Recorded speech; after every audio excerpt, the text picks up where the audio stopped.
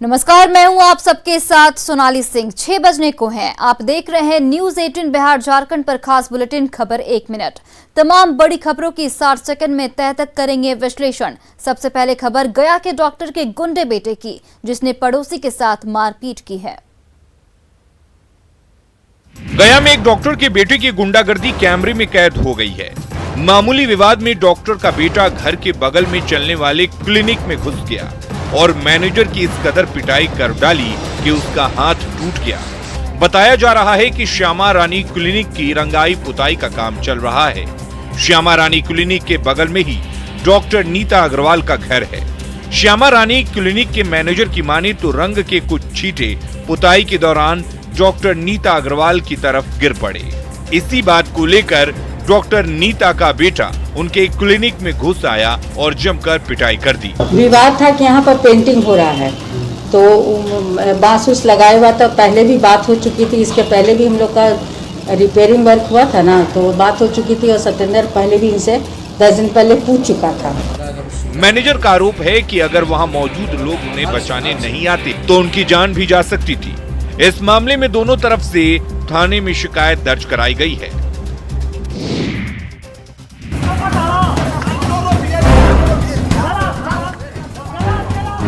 रोहतास में मंगलवार को 3 लोगों की हत्या कर दी गई थी। मामले में हत्या से पहले के झगड़े का वीडियो सामने आया है। इस वीडियो में साफ देखा जा सकता है कि कुछ लोग बुजुर्ग विजय सिंह और उसके बेटे से झगड़ा कर रहे हैं। इस वीडियो में बुजुर्ग के हाथ में भी धारदार हथियार दिख रहा है। वीडियो कब का है, इसकी जांच जारी है, लेकिन इस झगड़ा के बाद ही बुजुर्ग विजय सिंह और उनके 2 बेटों की हत्या की गई है।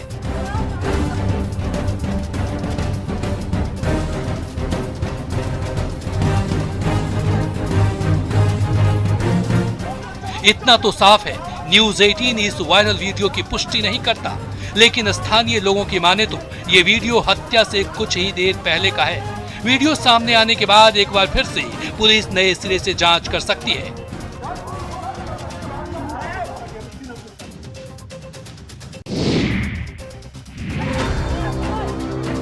गढ़वा जिले के डंडई थाना क्षेत्र में जमीन विवाद में 2 पक्षों के बीच जमकर मारपीट हुई।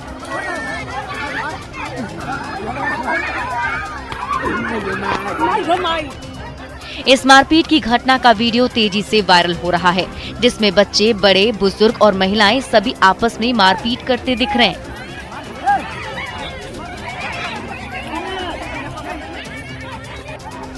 बताया जा रहा है कि एक व्यक्ति के निजी जमीन के जोतकोड़ पर रोक लगाने पर मारपीट शुरू हो गई।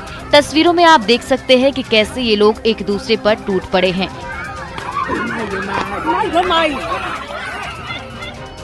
यही नहीं, एक पक्ष ने दूसरे पक्ष के लोगों के जेवरात भी छीन लिए। इस मामले की सूचना मिलते ही पुलिस ने कार्रवाई शुरू कर दी। पुलिस ने 7 लोगों के खिलाफ प्राथमिकी दर्ज कर ली है। इधर अंचल अधिकारी भी विवादित जमीन पर अदालत के अगले आदेश तक रोक लगा दिया है।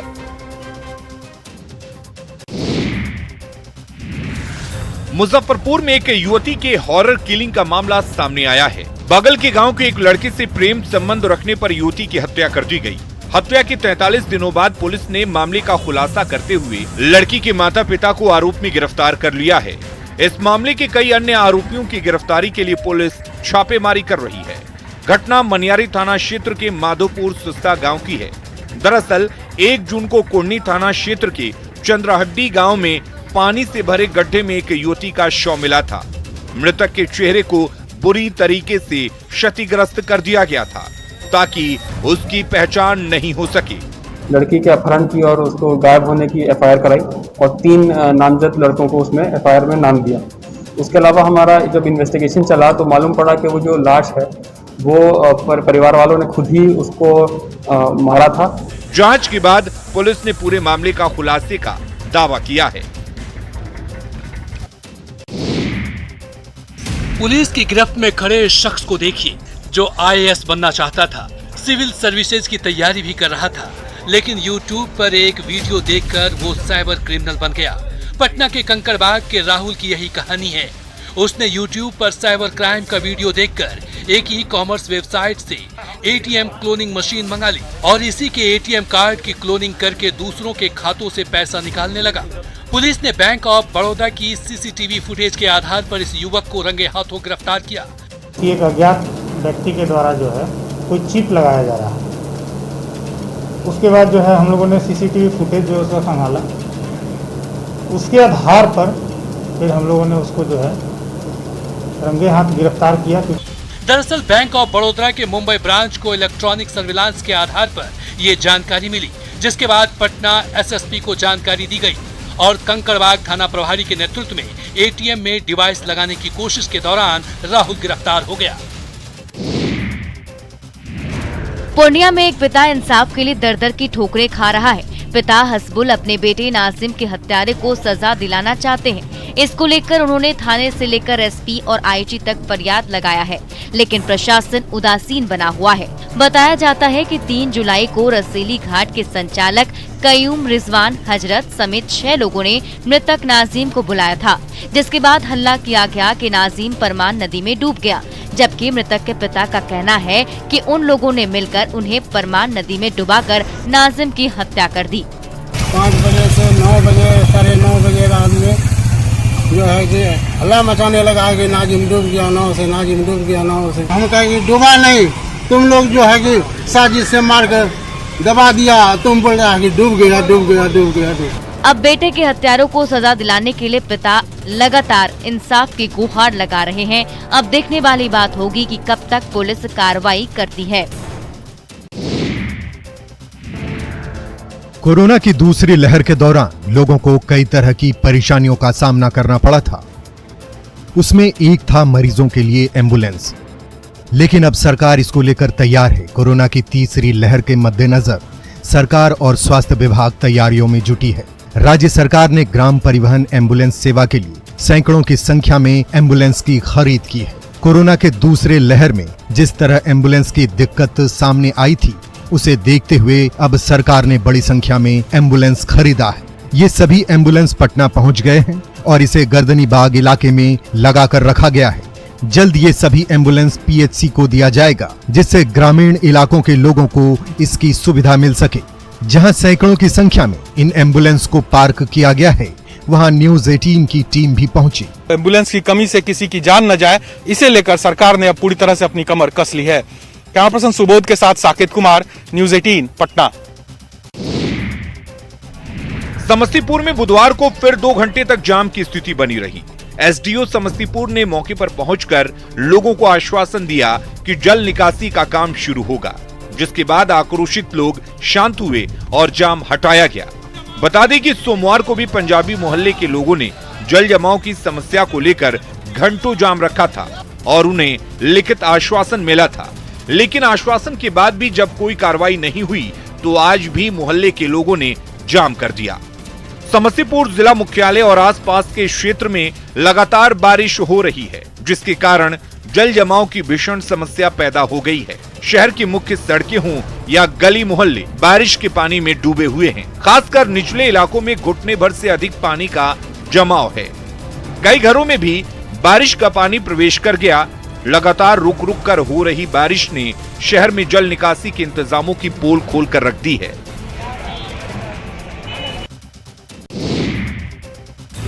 उत्तर बिहार के कई जिले बाढ़ की चपेट में हैं। राहत और बचाव के लिए एसडीआरएफ की तैनाती की गई है, लेकिन बाढ़ पीड़ितों को राहत पहुंचाने वाली एजेंसी एसडीआरएफ खुद बाढ़ पीड़ित हो गई है। मुजफ्फरपुर जिले में बूढ़ी गंडक, बागमती, गंडक और लखनदेई नदियां हर साल तबाही मचाती है। इसीलिए मुजफ्फरपुर के राजनारायण कॉलेज परिसर में एसडीआरएफ का स्थायी कैंप बनाया गया है, लेकिन बूढ़ी गंडक की बाढ़ में एसडीआरएफ का कैंप भी डूब गया है। कैंप में स्थित शौचालय, हैंडपंप सब पानी की चपेट में है। इस वजह से यहाँ रहने वाली 8 टीमों के जवानों और पदाधिकारियों की खुद की परेशानी बढ़ी हुई है। स्थिति तो यहाँ देख ही रहे हैं, बद से बदतर है। यह शौचालय सारा डूब चुका है। हम लोग का शौचालय बाहर था 1-2, वो भी डूब चुका है। बस सिंगल शौचालय है, उससे हम लोग को काम चलाना पड़ रहा है। जाहिर है पानी से निकलने में परेशानी होती है, जिसके कारण सूचना मिलने के बावजूद रेस्क्यू के लिए इन जवानों को निकलने में देरी होती है। कहते हैं जब शासन प्रशासन उदासीन हो जाता है तो मजबूरन जनता को खुद अपना रास्ता तलाशना पड़ता है। यही हाल है पूर्णिया के 22 अनुमंडल के बाढ़ और कटाव से पीड़ित लोगों का। जब सरकार द्वारा कटाव निरोधक काम नहीं हुआ तो ग्रामीणों ने खुद ही कुदाल उठा लिया और अपनी मेहनत से नदी का रुख मोड़ डाला। अभी तक बहुत सारे लोगों का घर नदी में समा चुका है। कब्रिस्तान की 12 एकड़ जमीन भी कटकर परमान नदी में समा चुकी है। ग्रामीणों का कहना है कि उन्होंने सरकार से फरियाद की लेकिन किसी ने उनकी गुहार नहीं सुनी।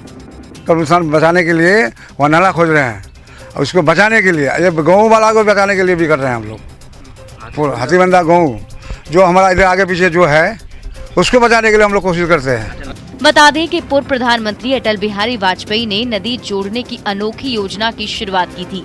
अगर ये सफल हो जाता तो इससे बिहार में बाढ़ और सिंचाई का स्थायी समाधान हो जाता, लेकिन किसी ने इस पर खास ध्यान नहीं दिया।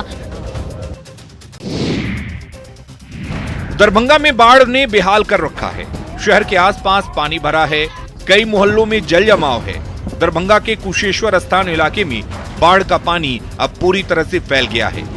गांव की सड़कों पर कई फीट बाढ़ का पानी आ चुका है, जिसकी वजह से सड़क यातायात पूरी तरह से बंद है। ऐसे में गांव के लोगों के लिए नाव ही एकमात्र सहारा है और लोग नाव से ही आने जाने को मजबूर हैं। स्थिति ये है कि जिस सड़कों पर बाइक दौड़ती थी वहां नाव चल रहे हैं। सड़क किनारे का नजारा किसी बंदरगाह से कम नहीं दिखता है। जहां तक नजर जाती है पानी ही पानी नजर आता है। 4 महीना इस क्षेत्र के जनता को इस पानी में सिर्फ एक नाव ही सहारा है, बाकी किसी रोड सड़क का संपर्क नहीं है। जो लोग ये कुशेश्वर मार्केट आएंगे अपने घर जो है सुरक्षित जाएंगे। जुलाई का आधा महीना और अगस्त बाकी है। ऐसे में परेशानी कम होने की उम्मीद भी नहीं है। बाढ़ से परेशानी की कहानी अनंत है। अररिया के कई इलाकों में पानी भर गया है। शहरी इलाके में परमान नदी के कटान तेज हो गया है, लिहाजा शहर के वार्ड नंबर 11 और 12 के लोग अपने मकान और शौचालयों को तोड़ रहे हैं। डीएम के आदेश के बाद भी अब तक कटाव निरोधक कार्य शुरू नहीं हो सका है। पीड़ितों ने बताया कि अब कोई चारा नहीं है। ऐसे में जो कुछ बच सकता है बचाने की जुगत जारी है। नदी कट रहा है, घर कट गया, इसलिए घर लेके चले गए। ये बाथरूम बचा लास्ट में, उसको भी तोड़ रहे हैं। इधर खगड़िया में कोसी और बागमती नदी खतरे के निशान से ऊपर बह रही है, जिससे कई गांव बाढ़ के पानी में घिर गया है। सबसे ज्यादा परेशानी आवागमन को लेकर हो रही है। मदुरा से सिमराहा जाने वाली सड़क पर पानी चढ़ जाने के कारण लोगों को आवागमन में परेशानी हो रही है। लोगों के बीच नाव ही एक सहारा है। बाढ़ पीड़ितों का कहना है कि प्राइवेट नाव के सहारे रुपए देकर आवागमन कर रहे हैं, लेकिन सरकारी नाव की व्यवस्था नहीं की गई है। मध्य प्रदेश के उज्जैन से एक हैरान करने वाली तस्वीर सामने आई, जहां बारिश न होने से परेशान लोगों ने गांव के ही एक आदमी को गधे पर बैठा दिया। गधे पर बिठाने के लिए गांव की सरपंच के पति को चुना गया और पूरे गांव में ढोल नगाड़ों के साथ उसकी यात्रा निकाली गई। इस जुलूस में गांव के बच्चे, बुजुर्ग और महिलाएं भी शामिल रहीं। गांव में घुमाने के बाद सरपंच के पति को गधे पर बिठाकर शमशान ले जाया गया और वहां की परिक्रमा करवाई गई। गांव वालों ने ये सब बारिश के लिए किया। ये सारा तामझाम दिन के वक्त किया गया और शाम को वहां बारिश हो गई। बारिश को देख लोगों के चेहरे खिल गए और उन्होंने इसे गधे की सवारी वाले टोटके का परिणाम माना। गधे पे बिठा के शमशान तक लेकर जब जाके पानी गिरा, बोल लपक के पानी गिर रहा है आज यहाँ पे। बताया गया है कि इस इलाके में पिछले कई दिनों से बारिश न होने की वजह से सोयाबीन की खेती करने वाले किसान बेहद परेशान थे।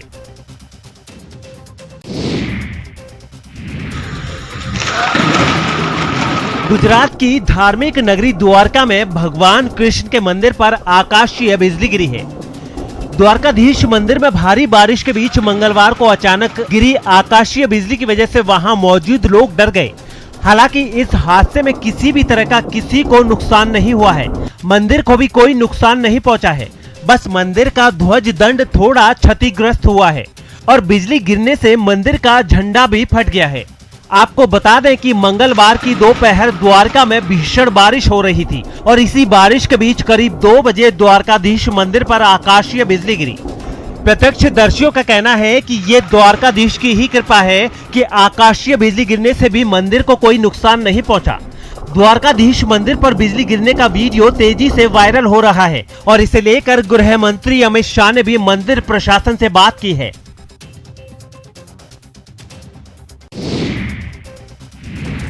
बिहार में इन दिनों आसमान से आफत बरस रही है।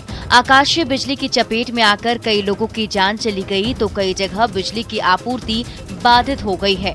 मुंगेर में तारापुर के भागलपुरा गांव में बिजली के ट्रांसफार्मर पर ठनका गिरने से इलाके में बिजली बाधित है। बिजली प्रभावित होने से भागलपुरा सहित आसपास के 3 गाँव में पेयजल की समस्या से ग्रामीण जूझ रहे हैं। कल 12 साढ़े 12 बजे के बाद जो बारिश हुई उसमें वज्रपात हुआ जिससे कि ट्रांसफार्मर जल गया है शायद। कल से पानी बिल्कुल बंद है। आदमी नहाने खाने के पानी पीने के लिए भी बड़ा मुश्किल है। ग्रामीणों की माने तो ट्रांसफार्मर पर ठनका गिरने से न सिर्फ इलाके में बिजली की समस्या उत्पन्न हुई बल्कि भागलपुरा गांव से सटे और भी गांव इससे प्रभावित हुए हैं। ऐसा नहीं है कि इसकी सूचना इन लोगों ने प्रशासन को नहीं दी। सब कुछ जानते हुए भी प्रशासन की तरफ से कोई भी अधिकारी इनकी सुध लेने नहीं पहुंचे हैं।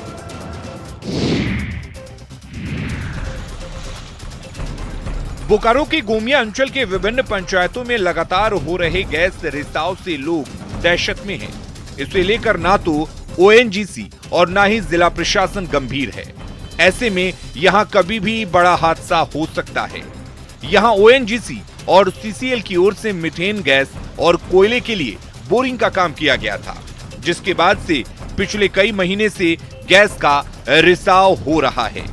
अप्रैल मई के महीने में तिलैया पंचायत के जागेश्वर बिहार के नजदीक गैस रिसाव से आग लगने की घटना भी घट चुकी है। हाल ये है कि घर के आंगन में लगे चापाकल में भी गैस रिसाव से आग पकड़ लेता है, जिससे लोग भयभीत रहते हैं। लोगों से जिला प्रशासन ने तत्काल कार्रवाई कर गैस रिसाव से मुक्ति की मांग की है। अगर जल्द ही ध्यान नहीं दिया गया तो किसी बड़ी घटना से इनकार नहीं किया जा सकता।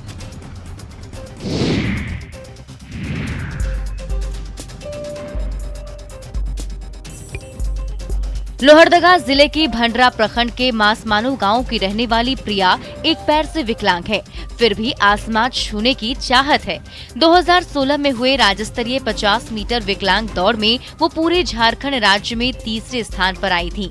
उस समय प्रिया की उम्र महज 7 साल थी। अभी प्रिया की उम्र 12 वर्ष हो गई है। प्रिया के इस प्रतिभा को देखते हुए उसके परिवार वाले उज्जवल भविष्य के बारे में सोचते थे, लेकिन आर्थिक तंगी होने की वजह से वो बेटी के सपने को पूरा नहीं कर सकते। लेकिन प्रिया की उम्मीद कम नहीं हुई। वो अपने स्कूलों में खेलकूद में भाग लेती रहती है और अव्वल भी आती है। सच ही कहा गया है, खुद पर यकीन हो तो इंसान कुछ भी कर सकता है। प्रिया भी उनमें से एक है। अगर सरकार और खेल विभाग इस होनहार बच्ची पर ध्यान दे तो वो भी अपने सपनों का उड़ान भर सकती है और विकलांग कोटे में देश के लिए अच्छा कर सकती है।